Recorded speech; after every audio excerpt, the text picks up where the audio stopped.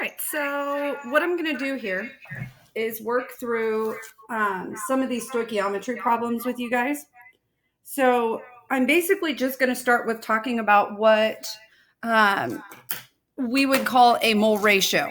So this goes with the chemical accounting stoichiometry lesson.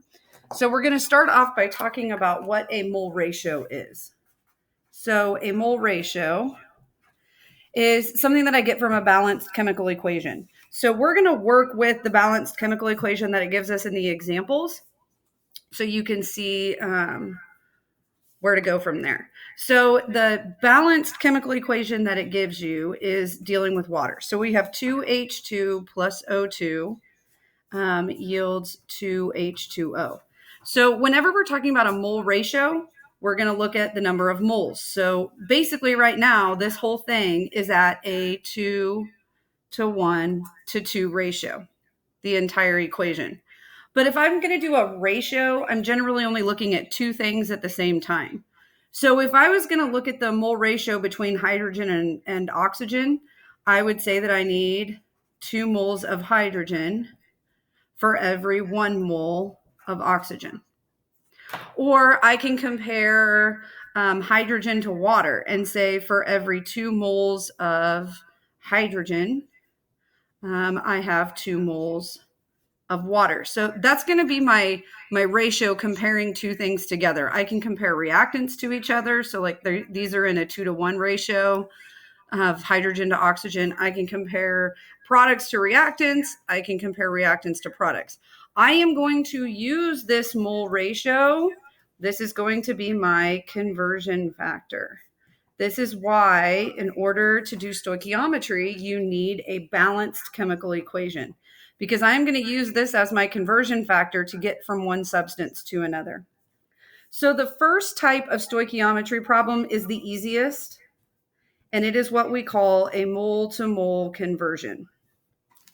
So using the example up here, or using this example equation, I'm just going to rewrite this of 2H2 plus O2 yields 2H2O. So in this mole-to-mole conversion, it tells me in the problem, it says, given the following reaction between hydrogen gas and oxygen gas to produce water, how many moles of steam, which is water, are produced from 1.65 moles of oxygen gas? So it tells me there's extra hydrogen gas. That doesn't matter. What it does tell me, though, is that I'm starting with 1.65 moles of oxygen, and I want to know how many moles of steam, which is water, I'm going to make. So that's what it's asking me. Well, I know by looking at the equation that these are in a 1 to 2 ratio, but I don't have 1 mole of oxygen. I have 1.65 moles of oxygen.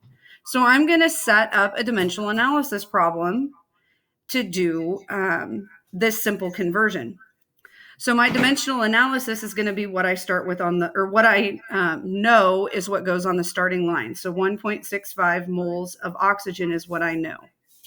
Well, I don't want that in my answer. So remember, a way to get rid of something is to divide by it. So if I put it on the bottom, I'm going to divide by it.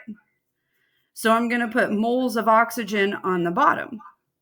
And the cool thing is I can use my mole ratio to go from moles of oxygen to moles of water. Because I know for every 1 mole of oxygen, I make 2 moles of water. So now because I'm dividing, I cancel out the moles of oxygen and I'm left with moles of water, which is the units that I want. So now what is 1.65 times 2?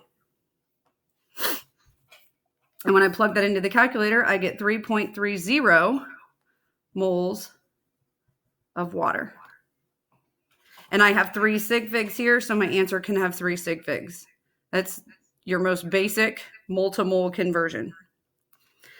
The second type of problem that you will see is called a mole-to-mass.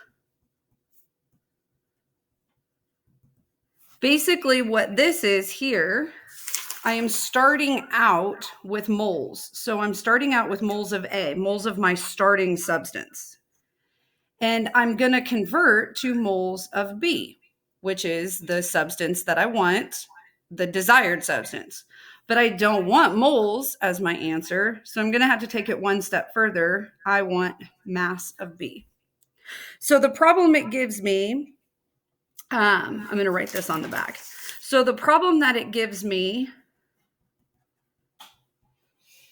is 2 KClO3, so potassium chlorate, yields 2 potassium chlorides plus 3 oxygens. And it tells me, given the following reaction and the decomposition of solid potassium chlorate, so potassium chlorate decomposes to yield solid potassium chloride and oxygen gas, how many grams of potassium chloride are produced from 6.50 moles of potassium chlorate?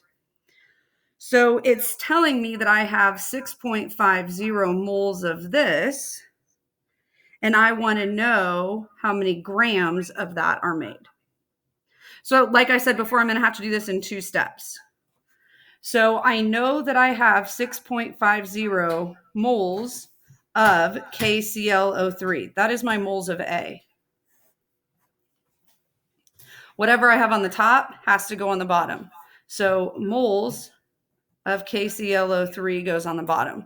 Well, the only thing that I can do at this point is to go from a mole to mole. I'm going to do a mole to mole conversion.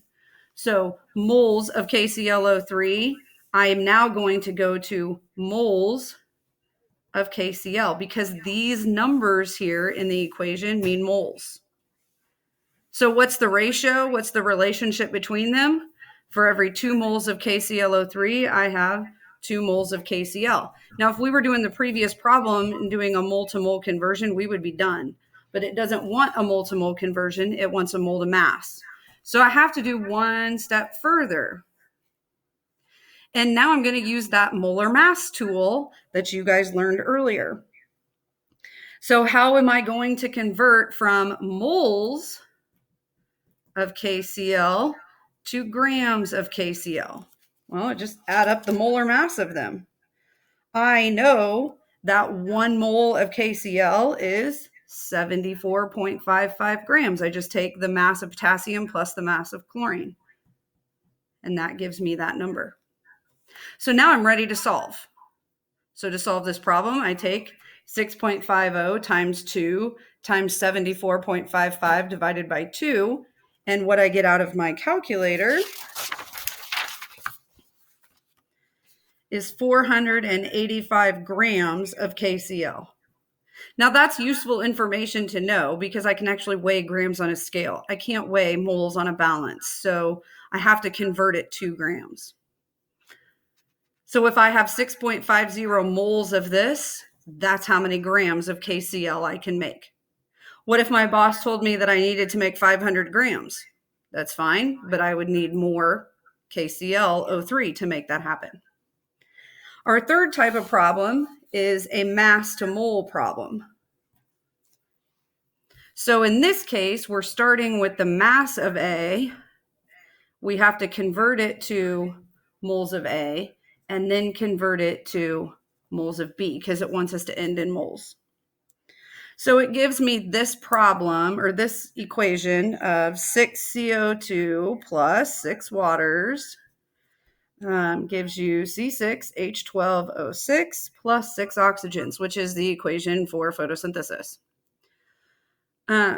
It tells me, it says, given the following reaction that occurs in plants undergoing photosynthesis, how many moles of carbon dioxide, so I want to know moles of carbon dioxide, are needed to produce 721 grams of glucose. So that's what I know I am starting with. I am starting with 721 grams of C6H12O6. Well, that's great that I know how many grams I have, but I can't use the equation unless I have it in moles. So I'm going to have to convert this to moles before I can go from moles of A to moles of B. So I know that I can tell, or I can figure out how many grams there are in 1 mole by getting the molar mass of this. So 6 carbons plus 12 hydrogens plus 6 oxygens gives you a molar mass of 180.16 grams in 1 mole of C6H12O6. Now I'm at a unit I can work with. I had to convert from grams to moles because in order to go from moles of A to moles of B, I have to use the mole ratio. I have to use the equation. So I have to have it in moles to use the equation. Now, what's the relationship here between glucose and carbon dioxide, which is what I want in my answer? For every 1 mole of glucose, I make 6 moles of carbon dioxide. So if I have glucose on the top, I put glucose on the bottom, moles of C6H12O6, and I can convert directly to moles of CO2 because the relationship, that ratio, is 1 mole to 6. You have to remember that these coefficients in the front tell you moles. They don't tell you grams. So that's why we have to do these conversions. So now to solve this problem, I take 721 times 6 divided by 180.16. And when I solve it, I get 24.0 moles of CO2. And that is 3 sig figs. And that's what I can have in my answer. Okay, so the last type of problem is where we are going to put them all together. It's called I can't see that very well. It's called a mass to mass. So kind of your roadmap here is we're going to start with the mass of A, convert that to moles of A, convert that to moles of B, and then convert it one more time to the mass of B. So basically what we're doing is just combining them all together. This right here is our basic mole to mole conversion. We're adding a step on at the beginning and we're adding a step on at the end. So that's really all we're doing here. So the equation that they give me here is 2Li plus F2 yields 2LiF. And the problem says a chemist desires to prepare 75 grams of lithium fluoride. So somebody puts in an order for 75 grams of lithium fluoride. These are actually like real chemistry problems. Like this is the most real world applicable stuff because when you work for a chemical supply company or a drug company or a pharmaceutical company, people put in orders for things. You have to have enough raw material to make those. So somebody orders 75 grams of this. According to the reaction below, how many grams of lithium do you need? So we are starting with 75 grams of lithium fluoride. Well, that's all fine and dandy, but I can't have grams. I have to have it in moles.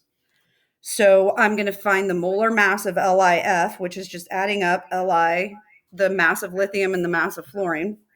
And it is 25.941 grams in 1 mole of LiF. Now that I'm at moles, now I can plug in my mole ratio. So what is the mole ratio between LiF and lithium? So 2 moles of for every 2 moles of LiF, I make 2 moles of lithium. But I don't want moles of lithium. I want grams of lithium. So now I have to do one more conversion. In 1 mole of lithium, when I look on the periodic table, there is 6.941 grams. So now when I cancel out all my units, I am left with grams of lithium. So you can see we just took that basic mole to mole conversion right here, that basic mole to mole conversion using my mole ratio, and I added a step on at the beginning and a step on at the end. So to solve this problem, I take 75 times 2 times 6.941 divided by 25.941 divided by 2. And what I get out of my calculator is 20.1 grams of lithium. So in order to make that much lithium fluoride, I have to have 20.1 grams. It's like reading a recipe. If you're going to make 48 cupcakes, how many eggs do you need? If you're going to make 2 cakes, how much oil do you need? That's basically all this is. Stoichiometry is just reading a recipe. So there's a roadmap in here in your notes or in the notes, and you might write that down. This roadmap is pretty useful. So you'll notice that we have the mole ratio in the middle. It's kind of hard to see. So we have the mole ratio right in the middle, and you can have steps at the beginning and you can have steps at the end. So if you have a step at the beginning, you're going to go from mass to moles by using the molar mass. So you have to do that conversion where you add up the masses to get it to moles. Then you plug in your mole ratio. And then from there, if it wants moles, you're done. So stop here if the answer sought is in moles. But if it's not, if it wants the answer in grams, then you do one more step. You do the molar mass of that substance multiplied by that molar mass to get that substance in grams. So this roadmap is really nice. Another way that I show it a lot of times is I will literally just write this: mass of A to moles of A. And how am I going to do that? By using the molar mass of A. How do I go from moles of A to moles of B? I use the mole ratio. And how do I go from moles of B to mass of B? I'm going to use the molar mass of B. And it's just, this is the longest problem that you'd have, would be this 3-step problem. All the other problems are either going to be one step, or it's going to be a step at the beginning or a step at the end.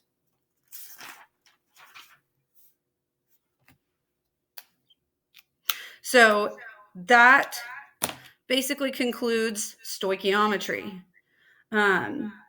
Make sure that you review the other practice problems that I put on there, the other videos that I put on there, and let me know if you need any help.